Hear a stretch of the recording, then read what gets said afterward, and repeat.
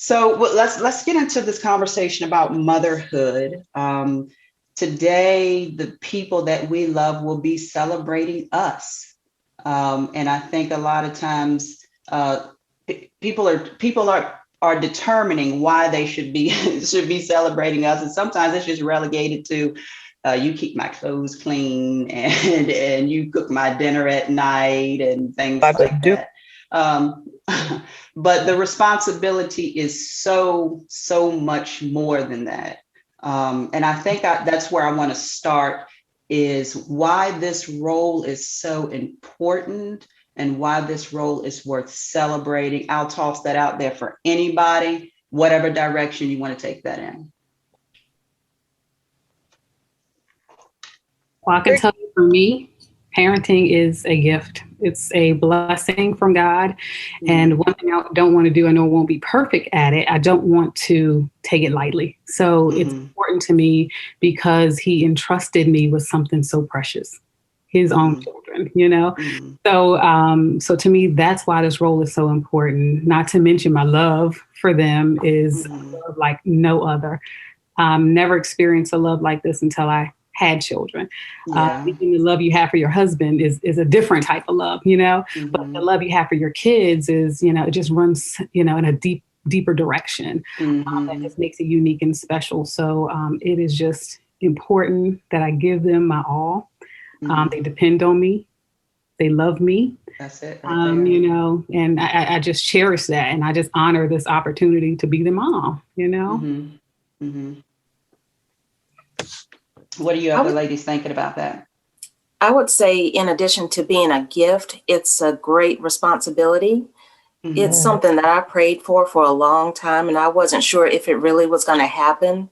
So I was thinking of alternatives. And when it happened, I thought, Lord, I'm going to do the best I can with what you've given me. And just to see them grow and to see myself and my husband in them, and just wonder, okay, am I doing this right? Because as with anything, but probably even more, I take my responsibilities seriously. And so I do want to steward them and guide them in the right way. But I just love it. It's probably the thing I love the most in life is raising my children. Yeah, sorry. Go ahead. I will second that. I feel like literally I am on this earth to be a mom to my boys. And they give me life. They give me joy. And days when I don't want to get out of bed, when I don't want to do anything, right? I will do anything for those kids. And I think that it is a really, really important space to fill for people to always have their back, to literally always stand with them. And to sometimes stand in front of them, to protect them, to stand behind them, to bolster them. And I just feel like, just like Keena and Joyce said, it is such a blessing. And I do not take it lightly. I think that God has a special place in heaven for all of the moms, right? And I do want to be clear that that is all of the moms who gave birth. And even those moms who did not give birth, right? Because there are a lot of people filling the mom role who are given it, and they deserve just as much appreciation. Yes, they do. So, Absolutely. Sherica, you touched on something, talking about feeling like you were put on this earth to do that, right? And not every mom is feeling like that. And as a matter of fact, they'll be like, no, I'm much more than just a mom, and maybe even would rather be referred to in their other roles before they are, you know what I'm saying, as the role that they play as a mom. So, and sometimes there's some pressure there, there's some pressure there to either kind of conform to the way that they feel about parenting, or to be, you know, kind of resolute in what you're saying, which is, no, I embrace this role. This is what I'm meant to do. And, you know, and I love it. I enjoy it. Yeah. Yeah. I mean, I'm 39, right? Mm-hmm. My whole life, I have not been a mom, and I had a life before I was a mom, right? Mm-hmm. But there are seasons in life, right? Mm-hmm. And especially in this season, this is my purpose. And I go about my employment, I go about everything I do is around my children, because as many choices as I have had the opportunity to make, they did not have the opportunity to choose their mother. And so it's me, and I'm gonna do the best that I can do. I'm definitely not gonna say how old I did I already say that? That's terrible. Already. I Okay. think so, a little bit. That's all right. That's all right. I will have some time when I'm in a different mom mode, right? And they are out of the house. But for right now, this is my space, and I'm going to embrace that. Right. What do you think, Patty? So one of the things that she touched on that she put so perfectly that I think about is not just biological moms. I was raised by village of moms. My aunts, my grandmother, my great grand and my grand aunts, and my Spanish teacher, who was the first Black woman that really took an interest in my education and taught me about professionalism. Black women specifically. And I know it's not just about Black women, it's all mothers, but Black women are the mothers. We are the mothers of movements. We are the mothers of civilization. We are women who carry so much on our backs, and so I just think celebrating Black mothers, especially, and I hope that we get to talk about, mortality rates with childbirth and things like that. There's just so much that we have to overcome to get to motherhood, and then how significant our roles are as women in our communities, even if we don't give birth biologically. So yes, it's such a significant role. Before we move on to the next question and maybe go in that direction, Patty, Carolyn, I want to give you a chance to chime in any way. I know that you have adult children. Yeah. But, And it was almost like the opposite of what they were saying, because of me having children at 15, 18, and 21. So I grew up with my kids. So the things they were saying about, and just because of my upbringing, where they were talking about that they seen it as a blessing and this and that. And, the things with me, I didn't understand about a blessing. It was always stamped on me that, you started having children early. So, there's no other stamp to put on you except for, you're just a young Black teenage mother. You know what I'm saying? So, and even my upbringing, not knocking, because my mom did the best she could, and I just lost her in January, but rest in peace. And I always loved my mom, but her old ways, being that she was past 30 when she had me, it's a lot of things that I didn't know how to do because I wasn't taught that way. So I kind of grew up with my kids and just thinking, most of my choices for them was the right thing, because I'm not embarrassed to say I wasn't in the church and, didn't know a whole lot about the Bible or the Lord and all this. And I can't say that all that was a blessing at the time when all of it happened to me. You know what I'm saying? So I'm just a little opposite of what they're putting out there, because that's just what my life was. Yeah, so, no, Carolyn, there's nothing wrong with all shapes and sizes. Yeah, I totally get what you're saying, because my mom was a teen mom as well. And going back to what Patty said, the village helped to raise me. And I'm so thankful that she did have a strong village. My grandparents, we, lived with them. So I knew I was like one of my aunt's sisters, their little sister. Growing up, it was me, my mom, and her sisters and brother, just like we were all, one big family.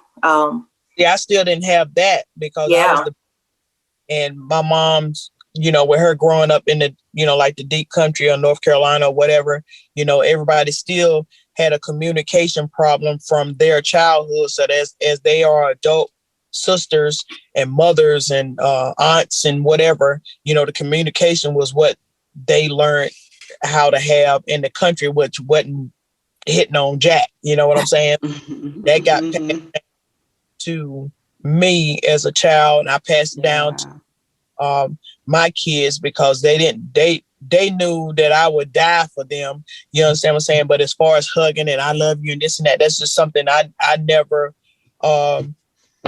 had to really experience and be able to have that instilled in me and pass it to my children. So they caught the bad blunt of that. Me not doing that. And with all, I have 3. So they, it's like, well, she loves us, but she don't know how to show love. Right. I didn't know. So, it's like I said, I missed out on a lot of these things that you guys are naming as far as, it being a blessing. And even if somebody comes into the conversation and brings up all the time that they spent with their kids and this and that, I had the kids there, but, it still wasn't taught to me where I was able to give that to my kids. You know what I'm saying? And let me tell you where I can relate in that. I had my first kid when I was 18 years old. So really just a baby, walking around pregnant, I crossed the my high school graduation stage with my belly out, and so no, there was never any sense of, celebration or admiration for anything that I was doing at the time. But the benefit was that I was the oldest of 5 kids, and I was able to observe how my mom cared for them in terms of feeding, bathing, changing diapers, things like that. And so I knew, I had enough in me that, I could give this kid, I could take care of this kid at least, getting up in the middle of the night wasn't an issue for me to feed a baby. On the other hand, with other things that I was lacking growing up, which may have been healthy communication, which may have healthy communication. Yeah.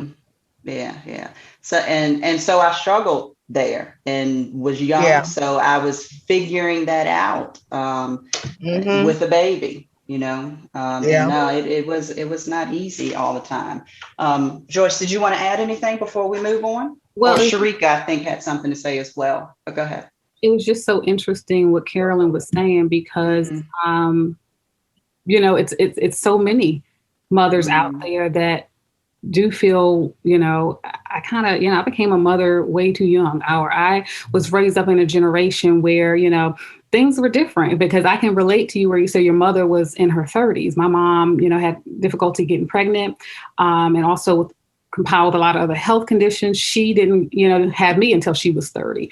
But I come in where she's already at a certain age. She was also, she's kind of like a, I don't want to say motherless child, but as far as her actual mother who gave birth to her, she never met her. So she was raised by, her aunt who, was a lot way older. So, so she taught her older ways, and they pass along to me. So I was her challenge, because I'm coming in trying to say, okay, well, I need to be this teenager. I need to live in the now. You're still trying to teach me the right granny taught you, that type of thing. But then you have to step back and say, you know what?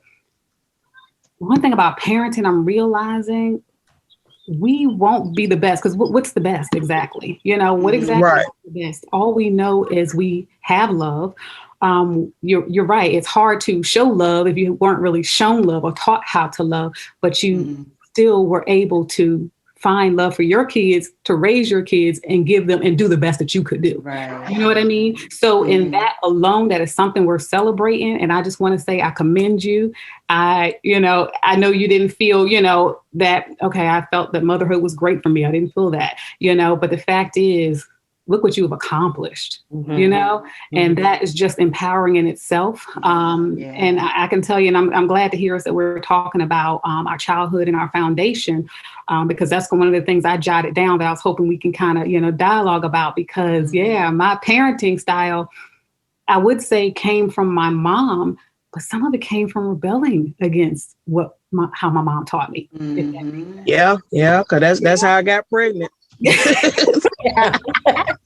Feel you on that too. So, but it's like, but still we grow into our own style, right or wrong. We had to learn, and some things got hard, but the old saying is, you choose wrong, you're going to suffer some consequences, and that's fine too, because it's how we learn, how we grow. But but I found myself changing my parenting style, against my mom, saying, I never raised you like that. I can't. And that's still a challenge, Joyce. It is. That is still a challenge, because it get in there. It get in there. It does get in there. And my kids will say, well, you're acting like your mom. And I'm like, okay, let me reset. Oh, in this case, I can act just like her. You know what I mean? I know. You get some passes. Yeah, okay, because so it didn't dawn on me till I was like a grown 52 now. But as far as the where you said about doing some things, raising them like your mom and this and that, I always said, well, I wouldn't do that. You know what I'm saying? But it just like, since I was so young and that's all I knew, that's the route that I took and did with my kids. And I regret some of it. You know what I'm saying? I've even asked my kids to forgive me, because I told them I was growing up with them and learning as I grew up with them. And some of the things that was just instilled in me, I couldn't change. You know what I'm saying? Because I thought, hey, and this is what we need. Carolyn, but believe it or not, more people fall in that category than not. We parent as best, we parent how we learn to. We parent as best as we know how. So, you can't fault yourself for only doing what you were shown and taught. You can't, Right. Speaking of rebelling, I think I rebelled against the consequences I saw my mom go through from having me early. I rebelled at an early age and figured out, I don't think I want to make that choice, because I see, how it's affecting, because she worked all my life. That's all I saw was my mom was a hard worker. And so that's where I got a lot of my work ethic from, but also seeing that she couldn't go out and do all the things with her friends, and she couldn't, live the life maybe she wanted to live, because I was there and she was taking me, her responsibility with me seriously. So I rebelled against having that burden at that young age. And I think that's kind of why I today kind of protect my kids. And my sister will tease me that I kind of protect my kids a little too much, but I'll take it any day, because I didn't want that for myself. And I seriously set some boundaries. But I think ultimately it worked out for me, but everybody doesn't make that decision early on. Right. That's right. Cause you had to want that, even with me, with everything I went through and everything, I never had the want to. You understand what I'm saying? And I can't find the right words to really just break it down, because my mom, she was an alcoholic. My dad was an alcoholic. He was never really in my life till after he gave up drinking, but my mom worked every day. And I was the one that was, the kid that had the key around the neck. When you get out of school from that bus stop, you go home because I ain't off work yet. You know what I'm saying? So that was my responsibility to make sure my butt was back home, even though I'm there by myself until my mom come, because my brother had moved out. He was gone, because I'm 52. My brother is 60. My sister is 67. So I've never really grew up with I had my sister in the home, because when she was 19, she left and to DC and never came back. And then my brother had his first kid at 15 or 16. He finished school, went on to the service. So I'm that one, you know, I kind of held a grudge for a little bit that I felt like they left me because of the things that I had to, you know, to really put up with, my mom being an alcoholic and making the wrong choices of men and, you know, different stuff like that. You know, I just felt like they left me there to deal with that. So even when I had kids, you know, and, you know, not mentally, just not knowing even a close way to raise, Right. you know, kids and whatever, you know, it's just, Right. it was still something that bothers me still now. I see it with my kids on certain things, even though they're grown, that I wish I knew what I knew now that would probably help them in this time that they're in now. Right. You Now, know, Carolyn, before we keep going, let me jump in here and take a quick break. I'm sorry. Family, You know for how I tuning do. in my humble opinion. It's Mother's Yeah, Day. I'm Happy sorry. Mother's Day to all the mothers out there. Having a great conversation about motherhood with a great group of women: Patty Medina, Keena Thomas, Joyce Stevenson, Carolyn McClain, Sherica Jones Lewis, and Miss Mary Butler Coleman. Thanks for joining us.